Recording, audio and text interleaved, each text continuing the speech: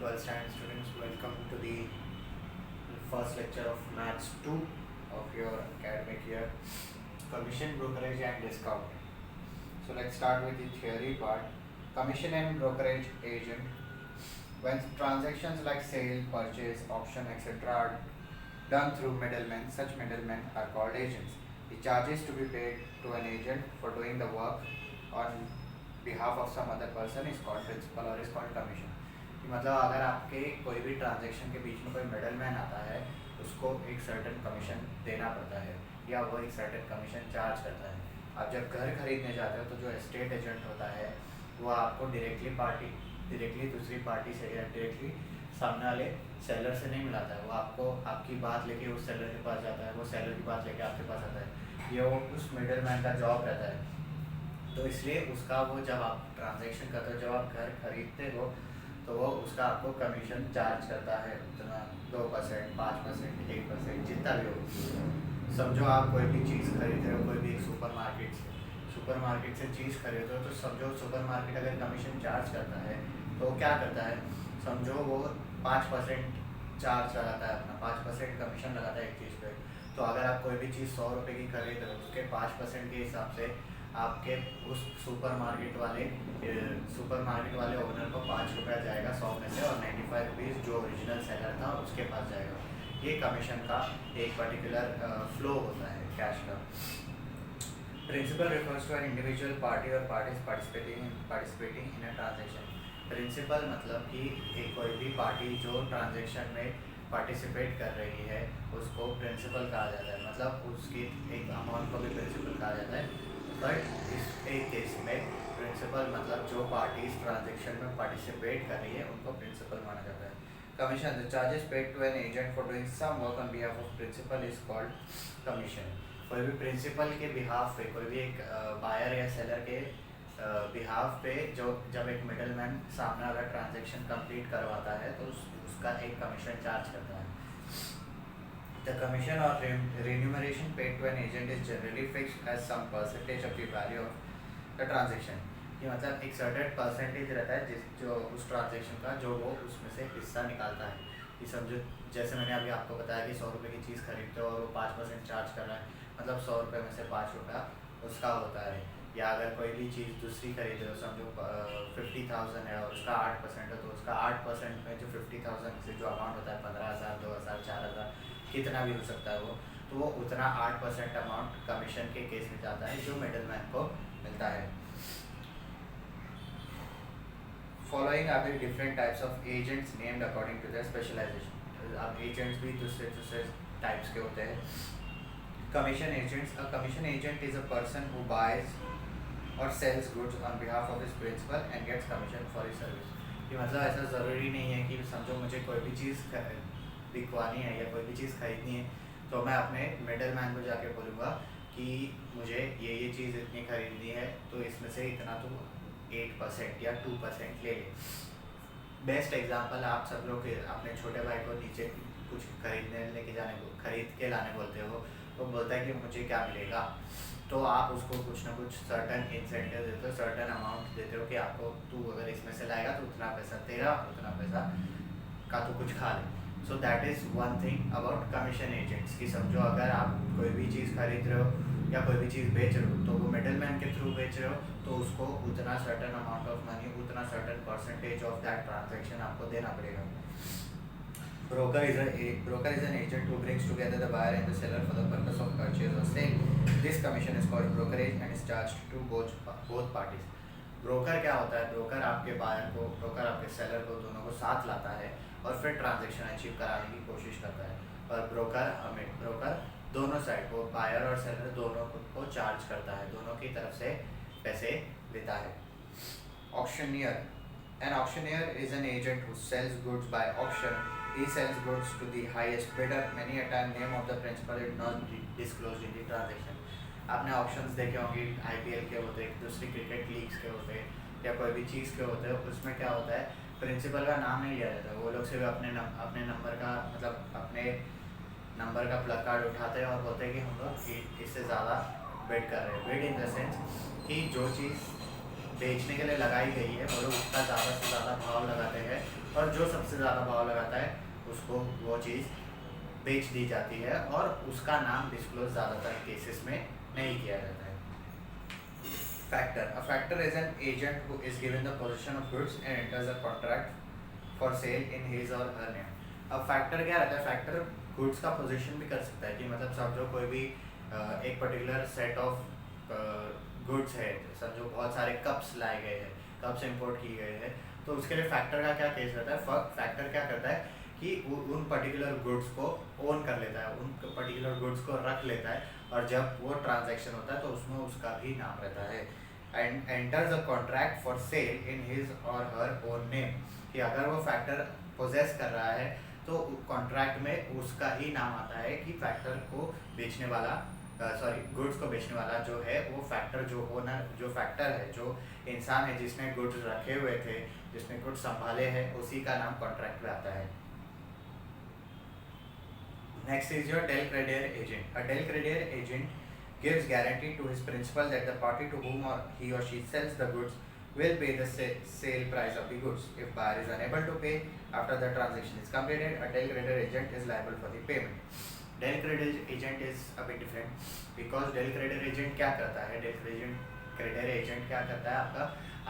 आपके सेलर को बोल देता है कि जो बायर होगा वो आपके सेल प्राइस पे आपकी चीज़ें खरीद लेगा, आपका गुड्स खरीद लेगा, आपका घर खरीद लेगा। तो अगर ऐसा चांस होता है कि ट्रांजैक्शन कंप्लीट हो गया, कि मतलब डील हो गई, पर बायर जो है सेलर को पैसा नहीं दे पाया टाइम पे, तो जो डेल क्रेडिटर एजेंट है उसके ऊपर वो प्राइस लायबल हो जाता है। समझो अगर कोई भी इंसान 50,000 की चीज़ खरीदता है, पर थोड़े पैसे जो इंसान खरीद रहा है वो दे नहीं पाता, तो जो डेल क्रेडिटर एजेंट है उसके ऊपर वो चीज़ लागू हो जाती है कि समझो उसने 20,000 भरा पर 30,000 भर नहीं पा रहा है, तो जो डेल क्रेडिटर एजेंट है वो 30,000 रुपया भरने के लिए मजबूर हो जाता है। Agent gets additional commission other than the usual commission for this is known as del credere commission. अब कमीशन तो हर चीज़ में मिलता है, कमीशन हर एक ट्रांजेक्शन में मिलता है, पर डेल क्रेडिटर एजेंट को उसके कमीशन तो मिलता ही है, पर डेल क्रेडिटर कमीशन नाम का भी कमीशन मिलता है, क्योंकि वो एक अलग तरीके का एजेंट है, इसलिए उसको उसका भी कमीशन मिलता है, और जो जनरली कमीशन सबको मिलता है वो भी मिलता है। We try to solve the solve examples also and some of the few questions in the textbook of practice set problem set 1.1। आपका फर्स्ट जो क्वेश्चन है वो तो बहुत इजी है, हम लोग दूसरे लेक्चर से आगे हार्ड क्वेश्चन सॉल्व करेंगे। फिलहाल के लिए आज इंट्रो है तो इसलिए इतना ही करते हैं। An agent charges 12% commission on the sales. What does he earn if the total sale amounts to 48,000? What does the seller get? ये है आपका एक्सरसाइज 1.1, इसका फर्स्ट क्वेश्चन है। तो आपको commission,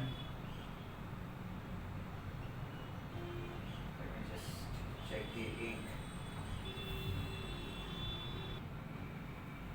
So as I was saying कि आपको commission कितना दिया हुआ है? N agent charges commission which is 12% on the sales.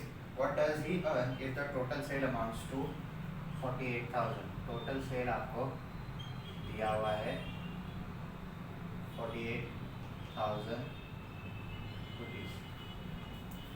What does the seller get?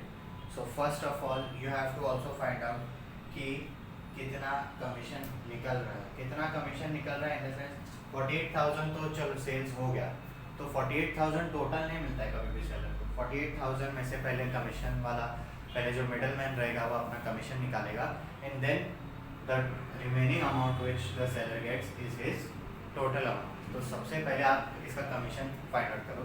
Therefore commission amount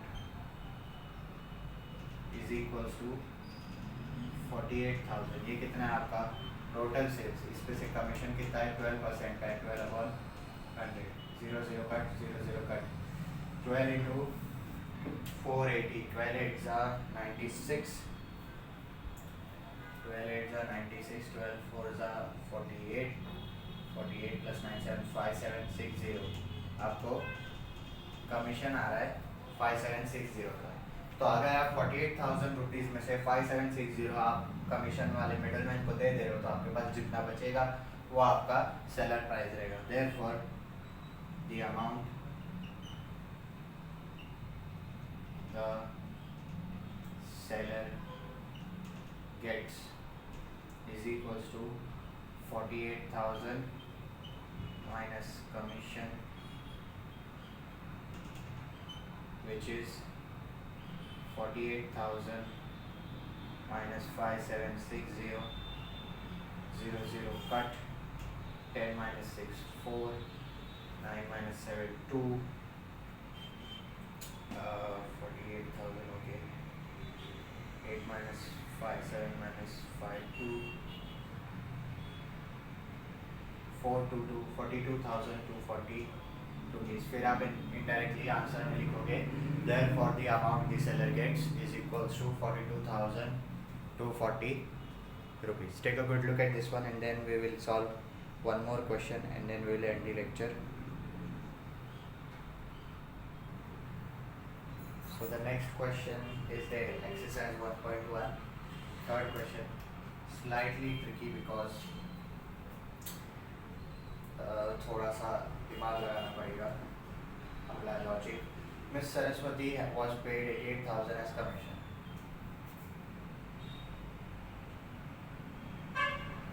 commission amount आपको दिया है 88,000 rupees। Commission amount 88,000 rupees on the sale of computers at the rate of 12.5%। Rate of commission is 12.5%। If the price of each computer was 32,000, how many computers did she sell? So price of one computer is equal to 32,000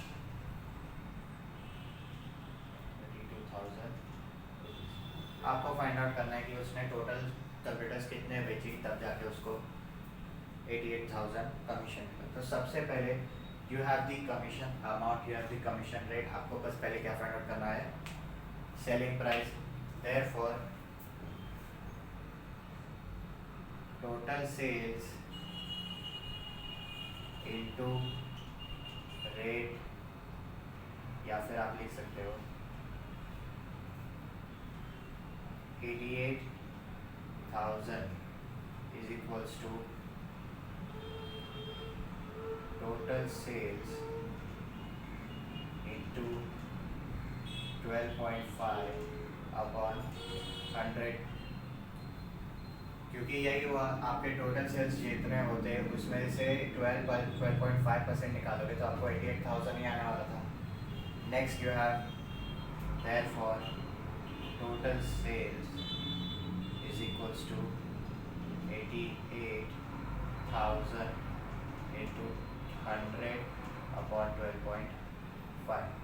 indirectly 100 यहाँ divide हो रहा था, यहाँ जाके multiply 12.5 multiply होता है यहाँ जाके divide. Just to show you the calculation, 88,000 into 12.5 into 100 upon 12.5, 88,000 into 100, 88,000 into 100 gives you 8 a digit amount, then you divide it by 12.5, it gives you 70400, 704, or you can say 7,04,000,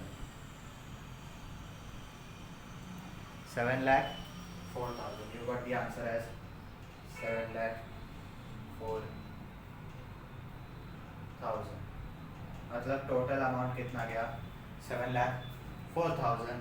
अब आपको एक computer का price पता है, आपको जितने computer बिके उतने का प्राइस पता है, तो आप इसको 32,000 से डिवाइड कर दोगे तो आपका आंसर आ जाएगा। Therefore number of computers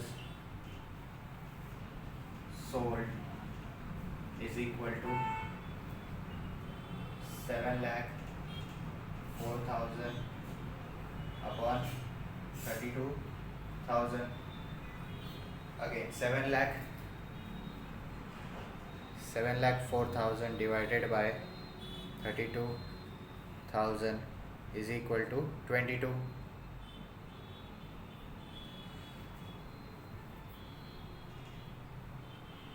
So this implies therefore the number of computers Miss Saraswati sold is equal to 22. So this concludes our today's first introduction lecture of commission, brokerage and discount. The lesson is quite simple, a bit tough towards logic because it has many zeros. So try to solve the first 4 to 5 sums at home. If you have any doubt, ask us on WhatsApp or in comment section. Till then, take care, stay home, stay safe.